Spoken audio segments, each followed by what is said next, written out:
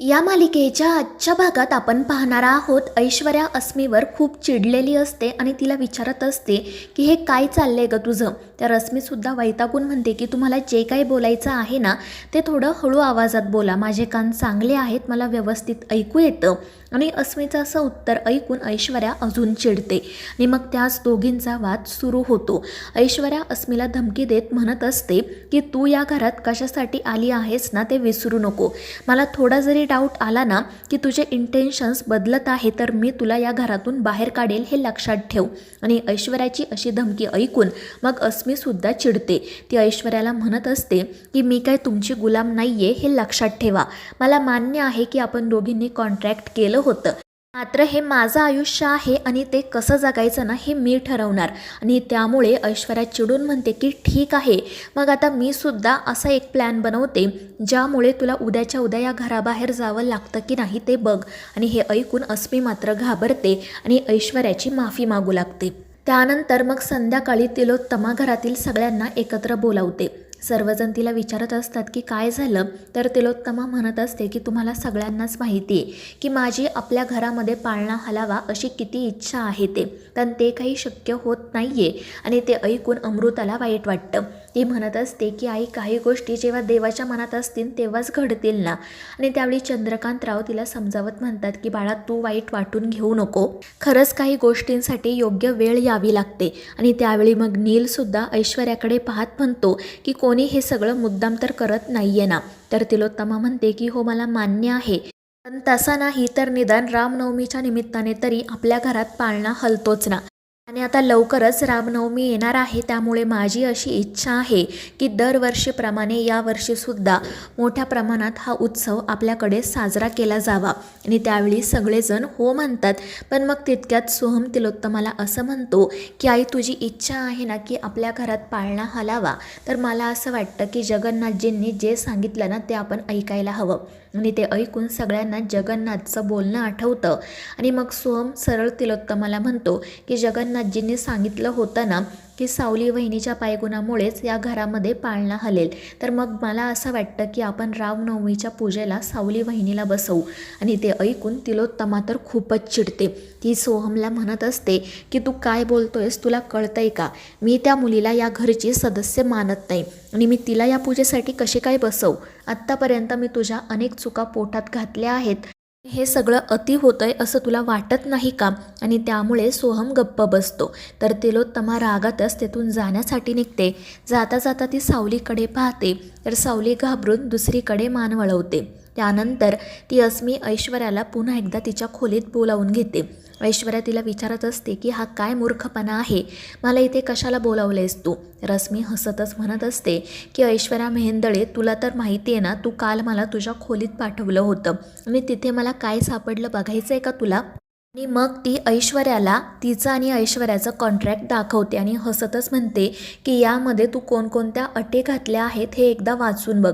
तर ऐश्वर्या विचारत असते की आता तुला याचं काय करायचं आहे. तर रश्मी म्हणत असते की जर तू मला या घरातून बाहेर काढण्याचा प्रयत्न केला ना तर तुझं खरं रूप काय आहे हे मी तिलोत्तमा मॅडमसमोर घेऊन येईल. आणि ते ऐकून ऐश्वर्या घाबरते, पण तरीही ती अस्मीला धमकी देतच असते. पण अस्मी न घाबरता म्हणते की माझं जे व्हायचं आहे ते होईलच, पण या घरातून बाहेर जाता जाता मी तुझं खरं रूप काय आहे हे देखील यांना सांगून जाईल, एवढं लक्षात ठेव. आणि ते माझ्यावर विश्वास ठेवतीलच, कारण हे कॉन्ट्रॅक्ट पेपर्स माझ्याकडे आहेत. त्यामुळे माझी फक्त एवढीच अपेक्षा आहे की तू माझ्याशी व्यवस्थितपणे वागावं आणि तरच मी तुझ्याशी नीट वागण्याचा प्रयत्न करेल. आणि अस्मीच्या अशा बोलण्यामुळे ऐश्वर्या तर खूपच चिडते, पण तिच्याकडे दुसरा कोणताही उपाय नसल्याने ती तेथून निघून जाते. दुसऱ्या दिवशी सकाळी सावली सारंगसाठी कॉफी घेऊन येते आणि लगेच तेथून जाण्यासाठी निघते. तर सारंग म्हणत असतो की सावली, हे काय चालले तुझं, फक्त कामापुरती तू या खोलीत येतेस का. तर सावली खाली मान घालूनच म्हणते की नाही सारंग सर, पण काय झालं. तर सारंग म्हणत असतो की मला सांग, हे मेहेंदळे तुला किती पगार देतात. तर सावली म्हणत असते की हे काय बोलताय तुम्ही.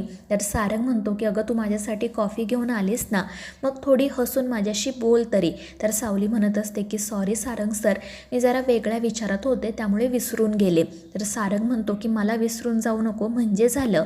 आणि मग सावली त्याला हसून गुड मॉर्निंग विश करते. त्यानंतर मग सारंग तिची चौकशी करतो, तर सावली सगळं काही ठीक असल्याचं सांगते. मग ती सारंगला सांगते की दरवर्षी दादा रामनवमीला सेवा करतो, पण यावेळी तो इकडे असल्याने ते शक्य होईल असं मला वाटत नाही, म्हणून आपण इथे एक छोटासा कार्यक्रम करू शकतो का? तर सारंग म्हणतो की हो सावली, तुला जे करायचं आहे ते तू मला सांग, मी घरातील सगळ्यांसोबत बोलतो. यावेळी सगदेव दादाला हवं तसा आपण कार्यक्रम करूयात.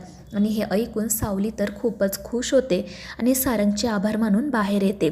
तर बाहेर अस्मी त्या ठिकाणी उभी असते. ती सावलीला विचारत असते की सारंग आजूबाजूला असल्यावर तू खूपच खुश असतेस ना गं, तुझ्या चेहऱ्यावर एक वेगळाच ग्लो येतो. सावली तिच्याकडे लक्ष न देता तिथून जाण्यासाठी निघते, मात्र ती अस्मी तिला थांबवतेच आणि मग ते सावलीला म्हणू लागते की तू विसरू नको, सारंगचं पहिलं प्रेम मी आहे आणि माझ्यासाठी ना तो वाटेल ते करू शकतो. तुला बघायचं आहे का मी त्याच्याकडून काय काय करवून घेते ते? तर सावली म्हणत असते की माझा सारंग सरांवर ना पूर्ण विश्वास आहे. जो माणूस आपलं कर्तव्य पार पाडण्यासाठी आईच्या विरोधात जातो त्याच्यावर अविश्वास दाखवण्याचा प्रश्न येतच नाही. तर अस्मी म्हणत असते की सावली तू विसरून जाऊ नको की मी खूप सुंदर आणि तरुण मुलगी आहे आणि जर मी माझी मोहिनी त्या सारंगवर चालवली ना तर तो आपोआप माझ्या प्रेमात पडेल, अगदी पहिल्या भेटीत पडला होता ना तसा. पण ते ऐकून सावली म्हणते की तुम्हाला जे करायचं आहे ते करा, माझ्या सारंग सरांवर आणि विठुरायावर पूर्ण विश्वास आहे. आणि मग ती तेथून निघून जाते. तर रश्मी लगेच सारंगला तिच्या जाळ्यात कसं अडकवायचं याचं प्लॅनिंग करू लागते. तर दुसरीकडे तो राजकुमार एका माणसासोबत बोलत असतो आणि तो त्याला सांगत असतो प्रोडक्ट्स बनवण्यासाठी रूपम कंपनी जी हळद वापरत आहे ती पूर्णपणे शुद्ध असायला हवी, असं काही नाही आहे, तुम्ही त्यात भेसळ करू शकता तरच आपली ही कंपनी पुढे जाईल. पण नेमकं त्याचं बोलणं अमृता ऐकते आणि त्यामुळे तो राजकुमार चिडतो. अमृता त्याला विचारत असते की तुम्ही काही चुकीचं तर करत नाही आहे ना? तर तो चिडूनच म्हणतो की मी तुझ्या कामात ढवळाढवळ करतो का? नाही ना, मग तू सुद्धा माझ्या कामात ढवळाढवळ करायची नाही. मी काय करतो काय नाही करत हे मला विचारायला यायचं नाही. आणि तो रागातच तेथून बाहेर पडतो. दुसरीकडे अस्मी सारंगला फोन करून तिच्या खोलीत बोलावून घेते आणि जेव्हा सारंग त्या ठिकाणी येतो तेव्हा ती बाथरूममधून बाहेर येते. सारंग तिला विचारत असतो की कशासाठी बोलावले मला, जर तुझं काही काम नसेल ना तर जातो मी. आणि तो लगेच तेथून जाण्यासाठी निघतो, मात्र ती अस्मी त्याच्या समोर जाते आणि सारंगच्या जवळ जाण्याचा प्रयत्न करते.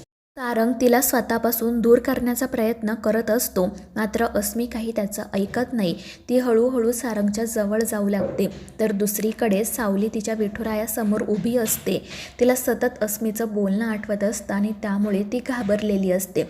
पण मग ती विठुरायासमोर हात जोडून म्हणते की माझ्या सारंग सरांवर पूर्ण विश्वास आहे, ते कधीही चुकीचं काहीच करणार नाही, त्यांना त्यांच्या मर्यादा व्यवस्थितपणे माहिती आहेत.